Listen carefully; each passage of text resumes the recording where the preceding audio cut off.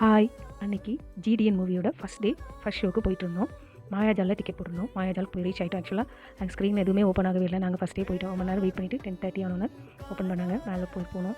போயிட்டு கொஞ்சம் பிக்ஸ் எடுத்துகிட்டு அப்படியே போய் ஸ்நாக்ஸ் வாங்க போனோம். ஸ்நாக்ஸுமே எதுவுமே ரெடி ஆகவே இல்லை. எல்லாம் லேட் ஆகும். நாங்கள் பப்ஸும் கோக்கோ வாங்கிட்டு அப்படி போய் உட்காந்துருந்தோம். லாஸ்ட்டாக உட்காந்துருந்தோம்.